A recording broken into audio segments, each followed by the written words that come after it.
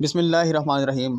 السلام علیکم۔ تو دوستو کیسے ہیں آپ؟ تو دوستو آج سب سے پہلے آپ سب بھائیوں کو عید مبارک، اور دوسرے نمبر پہ آج کا جو ہمارا ٹاپک ہے وہ آج کل آپ دیکھ رہے ہوں گے سوشل میڈیا پہ کافی زیادہ فیمس ایک ٹاپک چل رہا ہے جس اونٹنی کے متعلق ہے، اور ایک وڈیرا، ایک ان پر جاہل وڈیرا ہی ہم کہیں گے کہ جس نے کھیت میں داخل ہونے پر ایک بے زبان جانور کی ٹانگ جو ہے وہ کاٹ دی۔ تو اس ایشو پر آج ہم بات کرنے جا رہے ہیں۔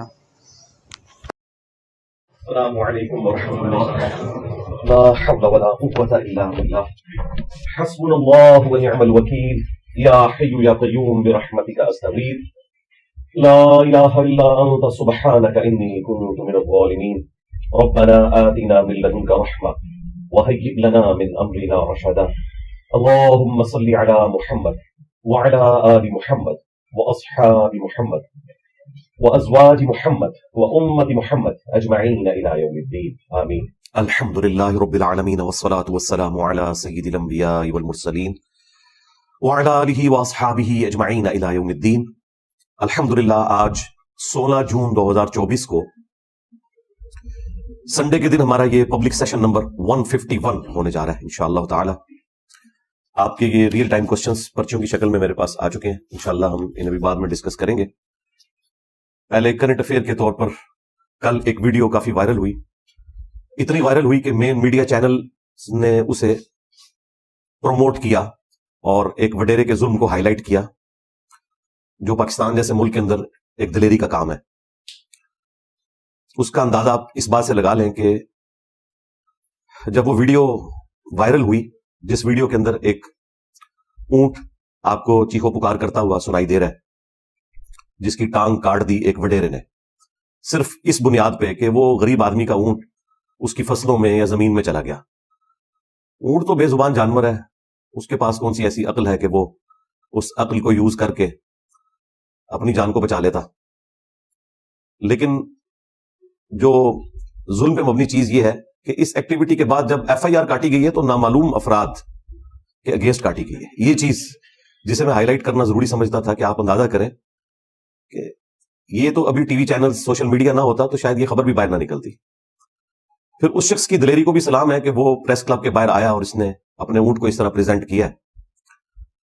میں نے جب وہ پہلے خبر ای میل کے تھرو مجھے پتا چلی تو اس وقت تک مجھے اس واقعے کی سنگینی کا اندازہ نہیں ہوا۔ پھر بعد میں مجھے اکیڈمی کے لوگوں نے جب وہ ویڈیو دکھائی، وہ کوئی بھی درد دل رکھنے والا انسان وہ ویڈیو دیکھ نہیں سکتا، بالکل انسانوں کی طرح وہ چیخو پکار کر رہا ہے اونٹ جس کی ٹانگ کاٹ دی گئی ہے۔ اور دوسری طرف جو وڈیرے ہیں جو اس قسم کی ایکٹیویٹیز پرفارم کرتے ہیں، ان کا جو ٹریک ریکارڈ ہے اس کو دیکھتے ہوئے میں نے سب سے پہلے تو اللہ کا شکر ادا کیا کہ یہ اس شخص کی ٹانگ نہیں انہوں نے کاٹ دی، کیونکہ یہ لوگ تو پورے خاندانوں کو غائب کروا دیتے ہیں کسی بات پہ ان کو غصہ آ جائے۔ تو اس پہ میں نے شکر ادا کیا کہ اونٹ کی ٹانگ کاٹی ہے، اس بندے کی ٹانگ نہیں کاٹ دی۔ یعنی آپ اندازہ کریں کہ ایسا ظلم کا نظام ہے اس ملک میں کہ انسان اس بات پہ شکر ادا کرتا ہے کہ انسان کی ٹانگ نہیں کٹی، ایک جانور کی ٹانگ کٹی ہے۔ یہی ٹانگ کٹنے کا واقعہ یورپ اور امریکہ میں ہوتا تو آپ دیکھتے کہ اس وقت ہیڈ لائن بنی ہوئی ہوتی پوری دنیا کے اندر، وہاں تو کوئی تصور بھی نہیں کر سکتا اس قسم کی حرکت۔ میں حیران ہوں کہ جو چیف منسٹر ہیں ہمارے سندھ کے سید مراد علی شاہ صاحب، انتہائی کوالیفائڈ پڑھے لکھے انسان ہیں، ڈیسنٹ انسان ہے، انہیں رات کو نیند کیسے آئی ہوگی؟ یہ ویڈیو یقیناً ان کے علم میں بھی آ چکی ہے۔ ابھی تک کوئی آفیشیل بیان ان کی طرف سے میرے علم میں نہیں آیا، البتہ گورنر جو سندھ کے ہیں انہوں نے کہا کہ میں اسے 2 اونٹ دوں گا۔ 2 اونٹ دینے سے مسئلہ تو حل نہیں ہونا، اور وہ بھی گورنر صاحب نے شاید اس لیے اناؤنسمنٹ کی کہ ان کا تعلق ایم کیو ایم سے ہے اور صوبائی حکومت جو ہے پیپلز پارٹی کے پاس ہے، تو وہ انہوں نے اس سے پہلے کہ پیپلز پارٹی کو اناؤنسمنٹ کرتی، انہوں نے اپنا ایک سمجھ لیں ووٹ بینک بڑھانے کے لیے اور ڈیموکریٹک ویلیوز کو شو کرتے ہوئے فوراً سے پہلے اعلان کر دیا۔ لیکن اس طرح کا کوئی اعلان میرے سامنے نہیں آیا کہ جس میں کسی بڑے بندے نے فرنٹ سے لیڈ کر کے 24 گھنٹے کا کوئی ٹائم دیا ہو کہ اس وڈیرے کو گرفتار کیا جائے۔ اس کے پیچھے ریزن یہ ہے کہ یہ جو وڈیرے ہیں پچھلے 40-50 سال سے پیپلز پارٹی کی آغوش میں پروان چڑھ رہے ہیں۔ یعنی پیپلز پارٹی اس وقت سندھ کے اندر ناقابل شکست ہو چکی ہے۔ اس کے پیچھے ایک ریزن تو بھٹو کارڈ بھی ہے، اور یقیناً وہ ایک عدالتی قتل تھا، ہم اسے کنڈیم کرتے ہیں۔ اس کے بعد پھر بے نظیر بھٹو کی شہادت، اور اس کے بعد جتنا وڈیرا سسٹم ہے اس کو یہ پیپلز پارٹی سپورٹ کرتی ہے. حالانکہ یہ جب جماعت لانچ ہوئی تھی پاکستان میں اس سے زیادہ نظریاتی کوئی جماعت نہیں تھی. یعنی پرسنلی آپ مجھ سے پوچھیں تو پاکستان میں پیور ڈیموکریٹک سیاسی جماعت اگر کوئی تھی تو پیپلز پارٹی تھی. اور اس وقت انہوں نے اسلامک سوشلزم کا نعرہ لگایا کہ ہم بھی یہاں پہ انقلاب لے کے آئیں گے اور یہ وڈیرا سسٹم کو ختم کریں گے، جس طریقے سے رشیا میں ہوا، چائنا میں ہوا. لیکن وہ نعرہ ہی تھا روٹی کپڑا اور مکان. آپ دیکھ سکتے ہیں کہ ان کی آؤٹ پٹ اس وقت کیا ہے. صرف کراچی سٹی کو اگر آپ دیکھ لیں جو آلموسٹ پاکستان کا 60 سے 70% انکم جنریٹ کرنے والا سٹی ہے، سیوریج کا نظام ایسا گیا گزرا ہے کہ تھوڑی سی بارش بھی ہو جائے، عموماً تو بارشیں وہاں ہوتی کوئی نہیں ہے، اللہ کا شکر ہے، ورنہ تو یہ مصیبت پڑی رہے. اس کو اگر آپ کمپیئر کریں لاہور سے تو لاہور تو جنت ہے ایز کمپیئر ٹو کراچی کے. یعنی کراچی سٹی کو صرف ایک ضد کی بنا پر اگنور کیا گیا جو ایک ٹسل چل رہی تھی پیپلز پارٹی کی اور ایم کیو ایم کی. حالانکہ یہ کراچی سٹی ایک ماڈل سٹی بنایا جا سکتا تھا. یہ پاکستان کا دارالحکومت تھا، آپ کو پتا ہے، اسلام آباد بننے سے پہلے. یہ تو سیکورٹی ریزنز کی وجہ سے ظاہر ایک پنجابی فیکٹر بھی تھا. پنجابی ہمیشہ سے ڈومیننٹ ہے، ان کی خواہش تھی کہ ہم پنجاب کے اندر لے آئیں دارالحکومت کو. پھر یہ اسلام آباد سٹی آباد کیا گیا اور اس وقت اتنے بڑے لیول پہ قرضہ لے کے اس کو آباد کیا گیا کہ پھر قرضے کی لت ہی پڑ گئی ہمارے ملک کو. خیر، یہ جو اس وقت موجودہ چیف منسٹر ہیں سید مراد علی شاہ صاحب، ماشاءاللہ ایک ڈائنامک انسان ہے. اور میرا خیال ہے پیپلز پارٹی نے ابھی تک جتنے وزیر اعلیٰ دیے ہیں سندھ کو، ان میں اگر کوئی ایک بندہ، اگر کوئی کام کا آدمی ہے تو یہی بندہ ہے. پڑھا لکھا انسان ہے اور انہوں نے اپنے پچھلے ٹینور کے اندر بھی کافی سندھ کے اندر اصلاحات کی ہیں، خصوصاً صحت کی فیلڈ کے اندر. پھر اس وقت جو چیئرمین ہیں بلاول بھٹو صاحب، وہ بھی ہیومینٹی کی بات کرتے ہیں، بیسک ہیومن رائٹس کی بات کرتے ہیں. سب سے توانا آواز اگر پاکستان میں سوشل ایشوز کے اوپر پوری دلیری کے ساتھ کسی مذہبی طبقے کی پرواہ کیے بغیر، اسٹیبلشمنٹ کی پرواہ کیے بغیر اگر کسی ایک شخص کی آواز ہوتی ہے نا، وہ بلاول بھٹو ہوتے ہیں. چاہے وہ ٹی ٹی پی کے خلاف بولنا ہو یا پرورٹڈ قسم کی جو مذہبی نیچر جو یہ دہشت گرد ہم نے پالے ہوئے ہیں مختلف جماعتوں کی شکل میں، جو توہین مذہب کے نام کے اوپر لوگوں کو قتل کر دیتے ہیں، استحصال کرتے ہیں. آپ پورا ٹریک ریکارڈ دیکھیں، سب سے توانا آواز آپ کو بلاول بھٹو کی نظر آئے گی. لیکن اس معاملے میں بڑے افسوس سے کہنا پڑتا ہے، ہو سکتا ہے ابھی کوئی بیان آ چکا ہو یا کل تک آ جائے، اللہ کرے. انہیں اسے فرنٹ سے لیڈ کرنا چاہیے. ان کی جماعت کا تو موٹو یہی ہے کہ ہم نے بیسک رائٹس کی بات کرنی ہے. ہر جماعت کے اندر خوبیاں بھی ہیں، خامیاں بھی ہیں، اچھے لوگ بھی ہیں، برے لوگ بھی ہیں. لیکن سندھ کی جو صورتحال ہے اور اس کے بعد بلوچستان، یہ دو صوبے پاکستان کے ایسے ہیں جہاں پہ جو وڈیرے ہیں یہ آلموسٹ منی گاڈ بنے ہوئے ہیں. پورے پورے خاندانوں کو غائب کروا دیتے ہیں. بندوں کو قتل کرنا ان کے لیے ایک مرغی ذبح کرنے سے بھی آسان ہے. اور ان لوگوں کو پشپنائی ہماری پولیٹیکل جماعتوں کی بھی رہتی ہے، بعض کو پشپنائی کسی زمانے میں ہماری اسٹیبلشمنٹ کی بھی رہی. اور اب خیر اسٹیبلشمنٹ تو ہر طرف سے مایوس ہو چکی ہے، اس وقت تو معاملہ بالکل ڈیفرنٹ ہے. لیکن اسی زمانے میں انہوں نے یہ سارے وڈیروں کو اس حوالے سے سپورٹ کیا تاکہ یہ ایٹ لیسٹ پاکستان کے خلاف کوئی اقدام نہ کرے. اندر خانے جتنا ظلم کا بازار انہوں نے گرم کرنا ہے کر لیں، ہم کچھ نہیں پوچھیں گے، بس ہمیں کچھ نہ کہیں. تو دیکھیں اس قسم کی جو فائر فائٹنگ ہوتی ہے وہ وقتی طور پہ تو ہو جاتی ہے، پھر اس کا انجام اسی قسم کے واقعات کی شکل میں سامنے آتا ہے. اس اونٹ کی چیخو پکار یقین کریں سنی نہیں جاتی. اچھا وہ چیخیں میں نے جب سنی ہے نا تو مجھے اس حدیث کی سمجھ آئی جو صحیح بخاری میں موجود ہے کہ نبی صلی اللہ علیہ وآلہ وسلم ایک کھجور کے تنے کے ساتھ ٹیک لگا کے جمعے کا خطبہ دیا کرتے تھے. اور اسی دوران آپ صلی اللہ علیہ وآلہ وسلم کے چاہنے والوں میں سے کسی نے آپ کے لیے ایک ممبر بنوا دیا کہ آپ ممبر کے اوپر چڑھ کے خطبہ دیں تاکہ زیادہ لوگوں تک آواز آسانی سے پہنچ سکے. ظاہر ایک بلندی پہ 3 سٹیپ پلس اگر آرام کرنا پڑے تو اس پہ آپ بیٹھ بھی سکتے ہیں، جو 2 خطبوں کے درمیان بیٹھا جاتا ہے. تو بخاری کے الفاظ ہیں، نبی علیہ السلام جمعے کے دن جب مسجد میں تشریف لائے، یہ پہلا جمعہ تھا جو آپ نے ممبر پہ پڑھانا تھا. اس سے پہلے آپ کھجور کے اس خشک تنے کے ساتھ جو بظاہر ایک مردہ تنا ہے، ٹیک لگایا کرتے تھے. صحابہ کرام کہتے ہیں جیسے ہی نبی علیہ السلام مسجد میں انٹر ہوئے تو ہمیں اس قدر چیخنے کی آواز آئی جس طرح اونٹ کا بچہ چیختا ہے, اور وہ اتنی دردناک آواز میں چیخ رہا تھا کہ قریب ہے کہ پھٹ پڑے. اب سمجھ کسی کو نہیں آ رہی کہ آواز آ رہی کہاں سے ہے. نبی علیہ السلام کو سمجھ آ گئی. آپ علیہ السلام چلتے ہوئے اس تنے کے پاس تشریف لے گئے اور اس کے اوپر جا کے ہاتھ رکھا. وہ سسکیاں لیتے ہوئے خاموش ہو گیا جس طرح کہ ایک چھوٹا بچہ خاموش ہو جاتا ہے. پھر نبی علیہ السلام نے فرمایا کہ یہ تنا اس لیے رویا تھا کہ یہ اللہ کے ذکر سے محروم ہو گیا. جب میں اس کے ساتھ ٹیک لگاتا تھا تو یہ اس ذکر کو انجوائے کرتا تھا.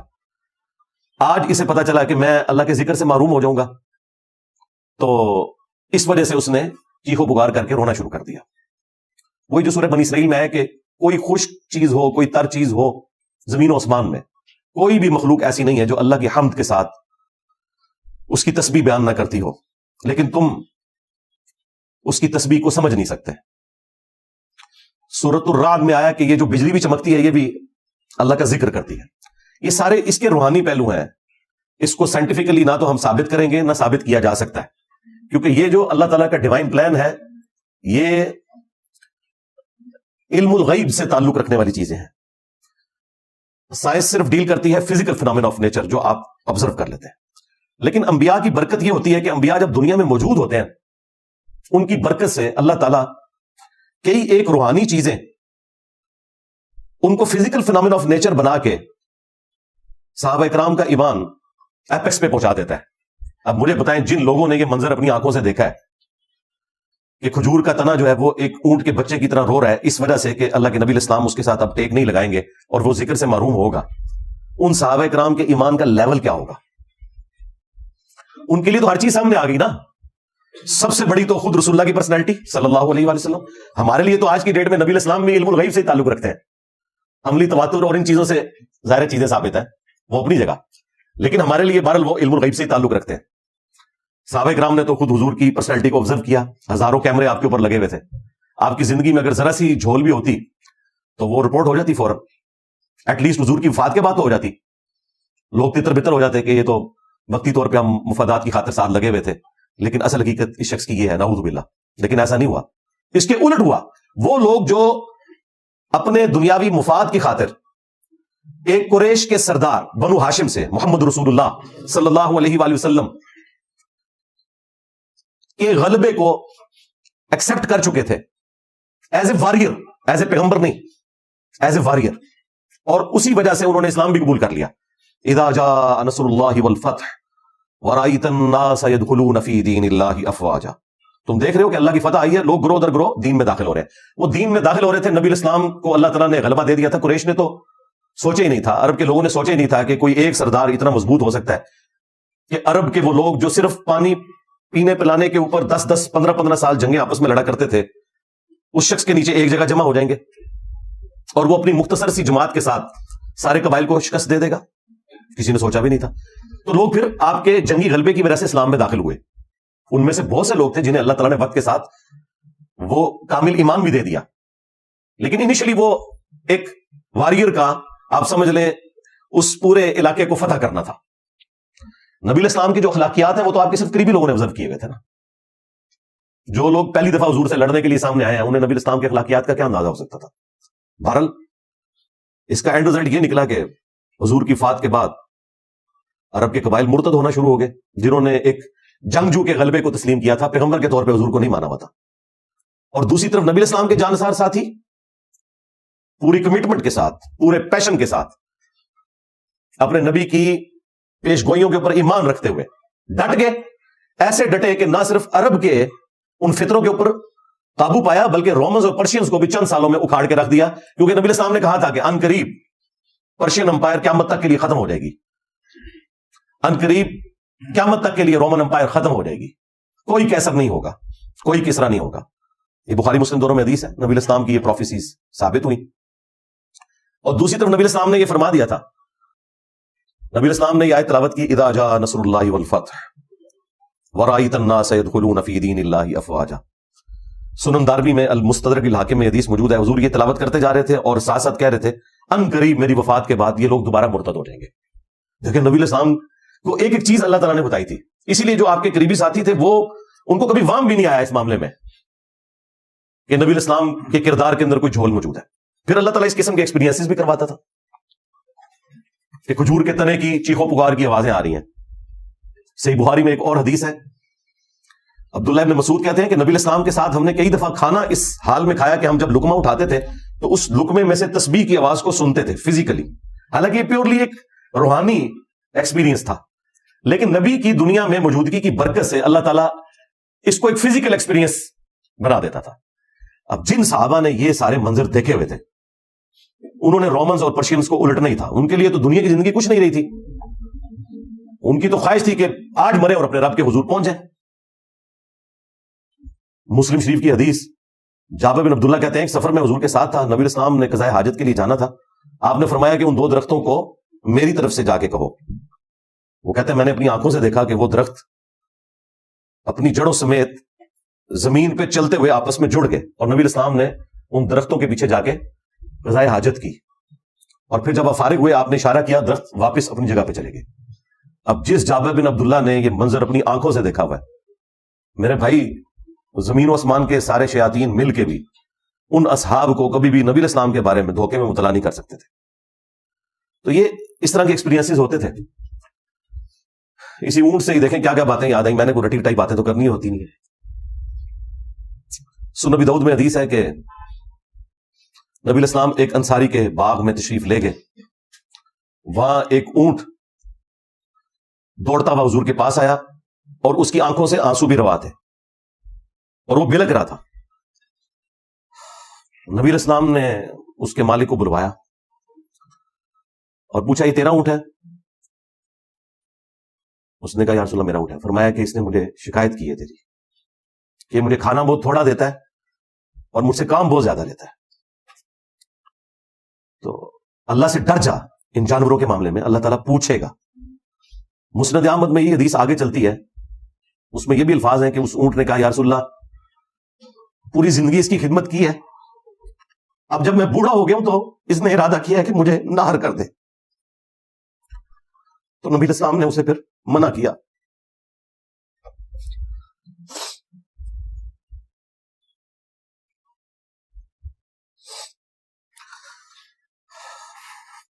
اس انصاری نے کہا یا رسول اللہ مجھے اللہ کی قسم میں اس اونٹ کو کبھی بھی نہر نہیں کروں گا کیونکہ آپ نے مجھے منع فرما دیا.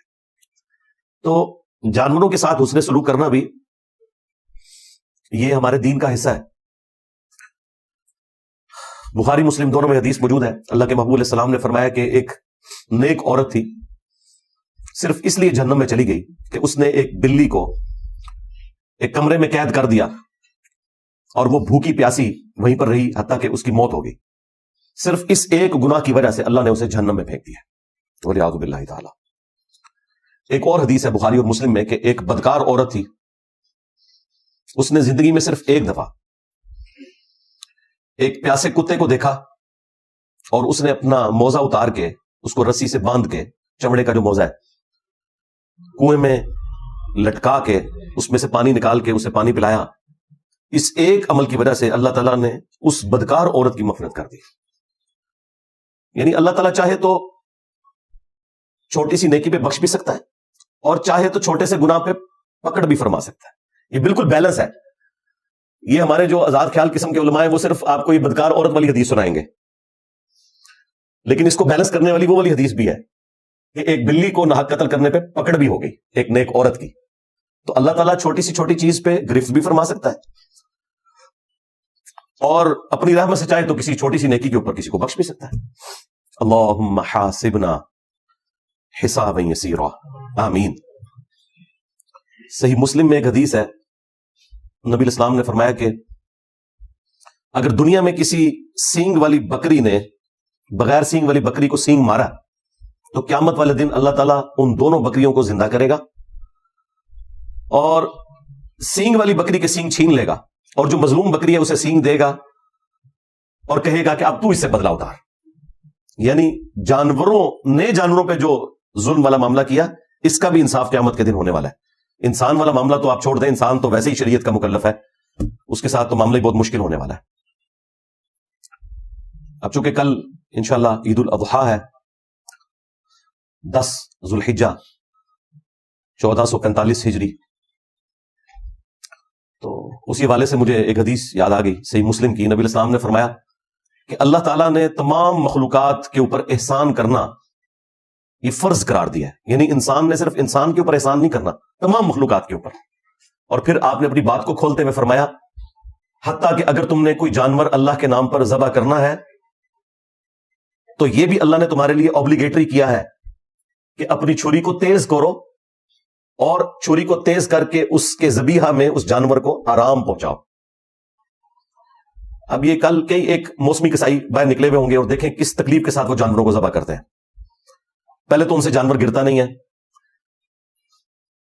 اور بسا اوقات جب گرا لیتے ہیں چھری پھیرنے لگتے ہیں تو وہ اتنے ڈرے ہوئے ہوتے ہیں کہ وہ ہلکی سی چھری پھرتی ہے تو وہ جانور جب کانپنا شروع کرتا ہے تو یہ کانپتے ہوئے پیچھے ہٹ جاتے ہیں. اور کئی بار تو رسی توڑوا کے جانور بھاگے ہیں اور بعد میں انہوں نے گولیاں مار کے ان جانوروں کو گرایا ہے. یہ آپ دیکھتے نہیں کہ ایک ویڈیوز اپلوڈ ہوئی ہوئی ہیں. اس لیے ہماری ذمہ داری ہے کہ پیسے بچانے کے چکر میں اس قسم کے ناڑی کسائی نہ منگوائے جائیں جنہیں بالکل کوئی تمیز نہیں ہے ذبح کرنے کی. اتنے آسان طریقے یوٹیوب پہ رکھے ہوئے ہیں، تھوڑی سی ہمت دکھائی جائے تو کوئی مشکل نہیں ہے، جانور کو اتنے آسان طریقے سے گرایا جا سکتا ہے، بڑے سے بڑے جانور کو. لیکن وہی بات ہے کہ ہم لوگ سیکھتے نہیں ہیں، جو اپنے بزرگوں سے اپنے معاملات دیکھیں اسی طریقے سے لے کے چل رہے ہیں. وقت کے ساتھ ساتھ انسان نے ٹیکنیکس لرن کی ہیں اور بڑے اچھے طریقے بھی اب ذبح کرنے کے آ چکے ہیں. بہرحال یہ دیکھ لیں کہ آپ نے احسان کی روش اختیار کرنی ہے. جانور کا ذبیحہ کرتے ہوئے بھی اسے تیز چھری کے ساتھ ذبح کرنا ہے تاکہ اسے آرام ملے. صحیح بخاری اور صحیح مسلم دونوں میں حدیث ہے، نبی علیہ السلام نے کسی بھی چوپائے کو، کسی بھی جانور کو باندھ کر قتل کرنے سے منع فرمایا. اگلے زمانوں میں جانوروں کو باندھا جاتا تھا اور دور سے وہ نشانے لیا کرتے تھے تیروں کے، اپنا نشانہ سیٹ کرنے کے لیے، پلس ان کی ایک انجوائمنٹ ہوتی تھی کہ وہ جانور بھی مر جاتا تھا. اب یہ جانور کو تکلیف دینا ہے تو نبی علیہ السلام نے اس سے منع فرمایا. حتیٰ کہ صحیح بخاری اور صحیح مسلم دونوں میں حدیث ہے، نبی علیہ السلام نے ایسے لوگوں پر لعنت فرمائی ہے جو جانوروں کو باندھ کر قتل کرتے ہیں. اس طرح کا باندھ کر کے انہیں ہدف بنایا جاتا ہے. ویسے تو باندھ کے ہی گرایا جاتا ہے، بیل ہو یا بکری ہو وہ اور چیز ہے. یعنی ایک جانور کو ایک جگہ باندھ دیا جائے کسی درخت کے ساتھ اور دور سے اس پہ تیر برسائے جائے تو کتنی تکلیف سے اس کی جان نکلے گی. اس طرح کا ہدف بنا کے کسی جانور کو قتل کرنا، نبی علیہ السلام نے ایسے لوگوں کے اوپر لعنت فرمائی ہے. لیکن آپ دیکھ لیں ہمارے ملک کے اندر مرغوں کی لڑائیاں کروائی جاتی ہیں، اور سیل مرغوں کی تو حالت یہ ہوتی ہے کہ وہ دونوں میں سے ایک مر جاتا ہے، دوسرا ذبح ہو جاتا ہے، بچتا کوئی نہیں ہے، کیونکہ وہ تو کئی گھنٹوں تک لڑتے رہتے ہیں، ہار نہیں مانتے، اور جو جیتا بھی ہے وہ بھی تقریباً مر گئی ہوتا ہے. یہ بالکل حرام ہے اس طرح کی مرغوں کی لڑائی کروانا. مرغے ضرور پالیں، مرغیاں بھی پالیں، اچھی چیز ہے، لیکن لڑائیوں کے لیے جانوروں کو پالنا. اسی طریقے سے گاؤں ایریا کے اندر ریچھ اور کتوں کی لڑائیاں بھی ہوتی ہیں، وہ آپ ظلم پر مبنی منظر دیکھ نہیں سکتے، کس طریقے سے ایک ریچھ کے اوپر اتنے کتے چھوڑ دیے جاتے ہیں، اور الٹیمیٹلی جب وہ مر جاتا ہے تو بس اس مرنے کی خوشی کو وہاں پہ پبلک انجوائے کر رہی ہوتی ہے. اسلام میں اس قسم کی کوئی گیم الاؤ نہیں ہے، اور یہ بالکل ظلم کے اوپر مبنی چیزیں ہیں. نہ اس حوالے سے کوئی گورنمنٹ کی سرپرستی ہونی چاہیے. یہ اس طرح کے سارے کام جو ہیں وہ غیر قانونی ہو رہے ہوتے ہیں، لیکن ظاہر ہے اس میں جو قانون کو دیکھنے والے لوگ ہیں ان کو پیسہ لگایا جاتا ہے اور اس طرح کی ایکٹیویٹیز کو پرفارم کیا جاتا ہے. تو یہ ایک اچھا موقع تھا، میں نے اس سے متعلق جو چیزیں تھیں وہ آپ کے گوش گزار کر دیں. اینڈ پہ ہم دوبارہ سے چیف منسٹر سید مراد علی شاہ صاحب سے ریکویسٹ کریں گے کہ اس معاملے کو منطقی انجام تک پہنچائیں، اور یہ کوئی اسے بدلہ دینا نہیں ہے کہ آپ ایک اونٹ نیا خرید کے اس کو دے دیں. اب یہی اونٹ یورپ یا امریکہ میں ہوتا، ویسے تو یہ واقعہ آپ تصور نہیں کر سکتے، لیکن وہاں جو نیچرلی مختلف ایکسیڈنٹ ہو جاتے ہیں جانوروں کے ساتھ، کسی کی ٹانگ ضائع ہوگی وہ باقاعدہ مصنوعی ٹانگ بھی لگا دیتے ہیں اور پوری پریکٹس کرواتے ہیں. یہاں تو مجھے نہیں لگتا اس قسم کی کوئی فیسلٹی ہوگی، لیکن اس وڈیرے کو ضرور تعزیراً کوئی نہ کوئی سزا دینی چاہیے. ظاہر ہے اس کے اوپر کوئی شرعی حد تو موجود نہیں ہے، تعزیراً سزا دی جائے گی. جو اسلامی سزائیں ان کی دو اقسام ہیں، ایک حدود اللہ ہیں جو بڑے بڑے گناہوں کے اوپر شریعت میں بیان کر دی گئی ہیں، جس طرح چور کے ہاتھ کاٹنے کی سزا ہے، اسی طریقے سے بدکار مرد اور عورت کے لیے 100 کوڑوں کی سزا ہے، اور شادی شدہ ہے تو سنسار. اس طرح کی کوئی سزا اس طرح کے معاملات میں نہیں آئی ہے. اگر خدا نخواستہ یہ ایکٹیویٹی کسی انسان کے ساتھ وہ پرفارم کرتا تو وہ تو سورہ المائدہ میں اللہ تعالیٰ نے واضح فرمایا کہ آنکھ کے بدلے آنکھ، کان کے بدلے کان، ناک کے بدلے ناک، دانت کے بدلے دانت، اور ہر زخم کے بدلے اسی لیول کا زخم لگایا جائے گا. لیکن یہ سزا ادھر اپلائی نہیں ہوگی کیونکہ ادھر جس انسان نے ایکٹیویٹی پرفارم کی وہ ایک جانور کے ساتھ کی. اگر کسی انسان کے ساتھ اس طرح کی ایکٹیویٹی پرفارم کی جائے تو اس کی وہ سزا بنے گی. اس کیس میں تعزیراً کوئی معاملہ ہونا چاہیے. اس کے لیے جج کوئی بھی سزا دے سکتا ہے ایسی جس میں عبرت ہو باقی لوگوں کے لیے. مثلا یہ سزا دی جا سکتی ہے کہ اسے 1 مہینے کے لیے ایک پنجرے میں قید کر دیا جائے اور اسی سٹی کے چوک میں ان سخت گرمیوں میں پورا دن اس پنجرے میں رہے اور یہ اسی طریقے سے چیخے جس طرح کہ وہ اونٹ چیخ رہا ہے. تو اس قسم کی تعزیراً سزا دی جا سکتی ہے. یا ایسے شخص کو کسی گدھے پہ سوار کر کے اس کا منہ کالا کر کے پورے شہر کا چکر لگوایا جائے اور بتایا جائے کہ اس کو سزا مل رہی ہے اور میڈیا اسے کور کرے. یہ تعزیراً مختلف سزائیں ہیں جو اسلامک ہسٹری میں مختلف لوگوں کے لیے تجویز کی گئی مختلف جرائم کے اگینسٹ. جہاں پہ حدود اللہ نہیں ہوتی وہاں پہ پھر تعزیر والا معاملہ ہوتا ہے. اور اس طرح کی تمام سزائیں پھر اعلانیہ ہونی چاہیے کیونکہ سورہ النور میں آیا کہ جب بدکار مرد و عورت کو سزا دی جا رہی ہو تو مسلمانوں کا ایک گروہ اس ایکٹیویٹی کو ویٹ کرے گا، وہاں پہ دیکھے گا ڈیٹرس کے لیے. آپ دیکھیں ہمارے پڑوسی ملک افغانستان کے اندر یہ مردوں کے ساتھ جو بدفعلی والا معاملہ ہے یہ بہت عروج کے اوپر ہے.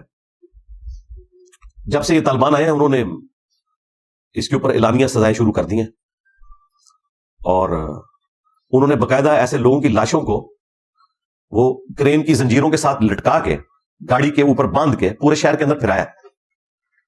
اب جب آپ 3-4 لاشیں اس طرح کی لٹکی بھی دیکھ لیں تو کئی لوگوں کو تو ایک ہفتہ بخار ہی نہیں جاتا.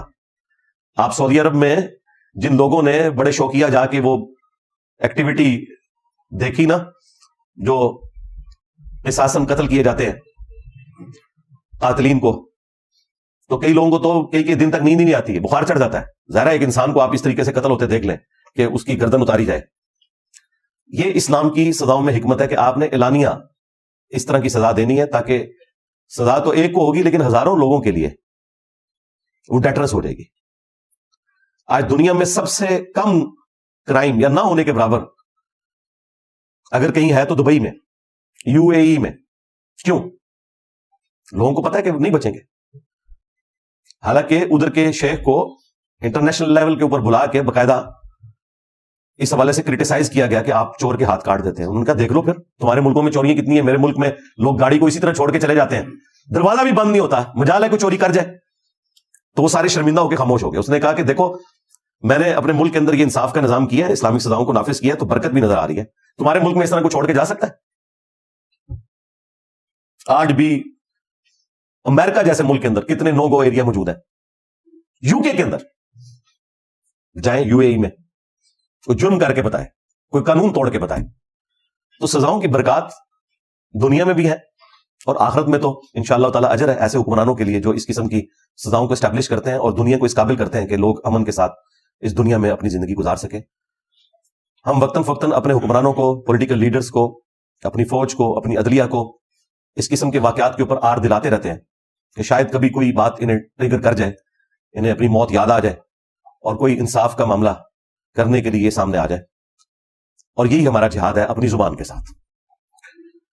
صلو علی محمد وآل محمد، اللہم صلی علی محمد وعلی آل محمد واصحاب محمد وازواج محمد وامت محمد اجمعین الی یوم الدین، آمین.